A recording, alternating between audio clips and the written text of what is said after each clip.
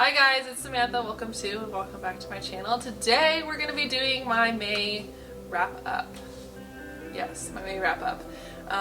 If you haven't already, go ahead and click the subscribe button before we get started. I do videos every Sunday and Wednesday, and I'm here for all things bookish. Anyways, fair warning, my kid decided not to take a nap today, so he might be in the background making some noise, voicing his own opinions about these books, but that's just how it goes some days. Earlier this month, decided to do a vlog where I read my 3 oldest books on my TBR, so we're just gonna go into that first. If you haven't seen the vlog, you now know that this is what we're discussing. The Lost Queen is my first book by Signa Pike.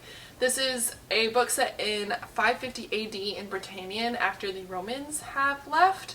It is a story about Langareth, who is technically a princess of a little kingdom. She's pagan. Her whole town, village, the area that she lords over is also pagan, but since the Romans did come, and I guess they left as well. Once the Romans left, they left also their Christian faith behind. Basically, Langareth is by the gods, by her family, by her the people she rules over, has basically been put this responsibility of continuing their faith, of continuing to keep this pagan tradition alive.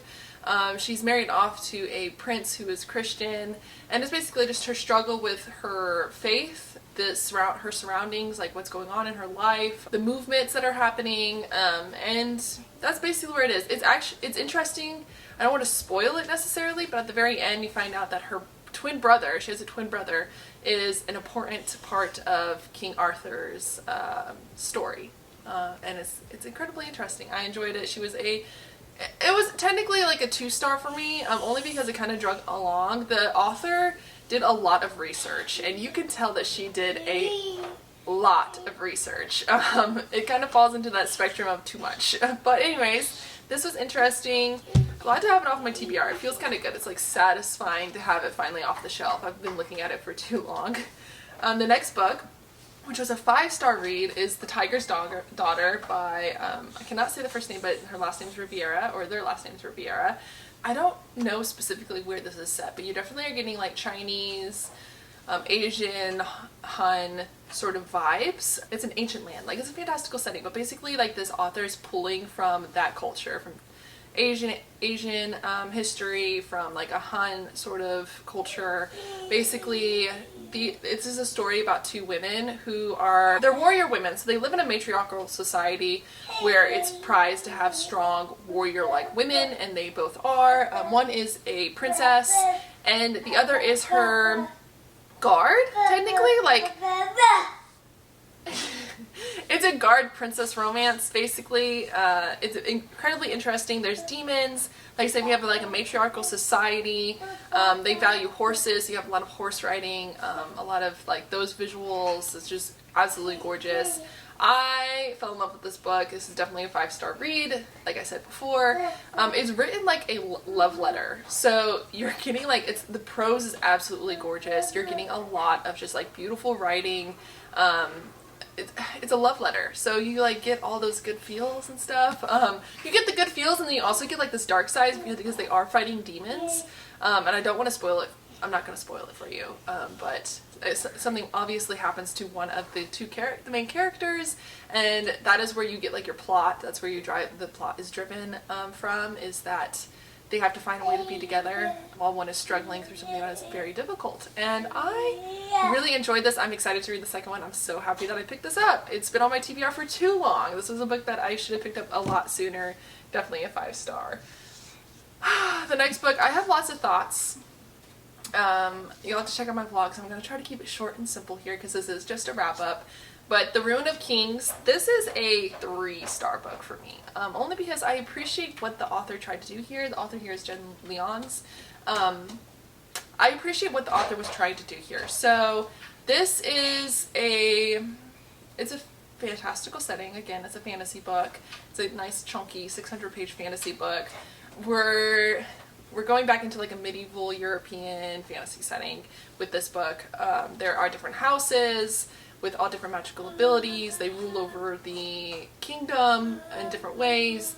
And you're following an orphan who is the chosen one. He is the one with the magical abilities. The main issue I had with this book is that it's dual timelines and you're getting two perspectives. I didn't mind the two perspectives as much, but I didn't understand why we went dual timelines. Besides making it incredibly complicated and hard to follow. If you go on Goodreads, lots of the reviews state that this book is hard to follow, and I would have to agree. Yeah, I'm not going to go farther in depth. If you want to see more about this book, I would just go ahead and check out my vlog. I'll link it below. I had a lot of issues with this one, I'm not going to lie to you. It's still a 3-star because I still appreciate what the author was trying to do here. I wish I could rewrite this book because it was so amazing in so many different ways. Just really convoluted, lots of plot conveniences. The dual timelines were unnecessary, and honestly, after the 5th character with the name starting with K, I was confused and I was annotating, so I can't blame other people for thinking the same. But anyways, The Ruin of Kings, I don't know if I'm going to continue with the series. I don't know. Obviously, I might try the 2nd book and see if it continues with that perspective, the dual perspective and timelines, but I don't know. Marcus obviously has some feelings. Okay, the next book I actually don't have on me. I must have forgot to pick it up. I had to close out another video the other day. But The Book of Night by Holly Black, I don't have much to say about this. I DNF'd it. It was not one of my favorites. I feel like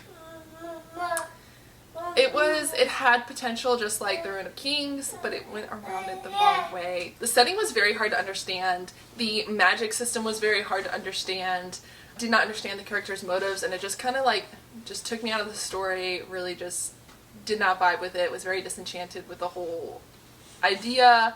So sadly I DNF'd that book, and it was one of my anticipated new releases for this year, so I think I might just have to make a breakup with Holly Black. It's official. I loved her in my teen angsty years, but I don't think adult me appreciates Holly Black as much. Anyways, we will move on from that side note. Before I get into all of my Kindle Unlimited romances that I read this month, there were only like 2. I will finish my last fantasy, which is Kai by Patel. This is my book of the month pick for April. If you're looking to get a membership, you can use the link down below if you'd like. But anyways, the whole point of mentioning this book is that I absolutely loved it. This was I mean, I put it on Goodreads like 4.5. I kind of did that on Instagram too, but like the more I think about it, it could be a 5-star book for sure. This is technically supposed to be a fantasy. I would label it more as a mythological retelling. It's set in a fantastical Hindu Indian setting. The main character's name is Kai, and it follows her life. So basically, she is born into a royal family. She is the one daughter of 7 brothers. Because of this, she has a very interesting perspective on the world. She notices a lot of sexism in her society and in her own family as well, like in her culture, and she strives to create a more equal society using her abilities as a princess, technically a princess, eventually a Rainey, which is like a queen, almost like a queen in waiting, which we'll get to in a second. But she has the ability to see the light that binds, like the relationships that bind people. She calls it the binding realm, where she can see like basically the physical ties from one person to the other. They'll show up as almost strings, and depending on what these ties are, it shows how strong the string is, what color it is, what it's made out of. And she uses this to like gain political power, and she uses this political power in order to create like a women's council to help other women. That's kind of like her life's work, right? The whole point being is that this book was beautifully written. I need more Indian mythological retellings because this was beautiful. I loved the setting. I loved all of the characters. I loved the journey that she goes through as a female, and also as just like a strong main character. One of the aspects I absolutely adored was the sisterhood. Normally, like I said, she marries a king, and he already has 2 wives, so she's technically the 3rd wife. And I always find like the cliche in most books with multiple wives is that they do not get along, that they maneuver around each other to try to be the favorite or to have more power. But in this book you see that they bond together and have a beautiful sisterhood, which I absolutely loved reading about, like an unfailing sisterhood. And I really loved it. Yeah, this is a story to keep around for sure, and I will definitely be rereading this. This is definitely up there with like Madeline Miller and Jennifer Saint. I'm not gonna lie. Ariadne, Circe, and now Kai. So love this. Love this. And I really hope I'm pronouncing that right, but I have no idea. So if you know how to properly pronounce this, you should just comment down below. Anyways, now we'll move on to the Kindle Unlimited romances that I read. We have Mad Love, right? I forget who the author is. I normally just put it up here anyway so you can see who the author is. Mad Love. This was so unbelievable. I read the first two. This is like Lakeview High series. I read the first two books. Absolutely loved it, mostly for the characters and their dynamics. It's a reverse harem, so there's one female, there's 3 men. I say men, but they're all technically still in high school, which makes it... I tried to ignore that part of it. I'm not gonna lie to you. I tried to ignore the high school thing. I'm trying to put them more in like a college setting. I understand why the author put them in a high school setting. It made for a little bit more drama. But anyways, and 3 boys, each with like very distinct personalities, which I really enjoyed reading about. I enjoyed reading about how they interacted with each other. It's also kind of like a little mob romance sort of thing going on. Like the boys are into some criminal background, yeah, and ongoings like that. Not gonna lie to you, this one was more unbelievable than the other 2. I did not enjoy this as much. This is definitely like a 1-star, 2-star for me. Luckily it was short.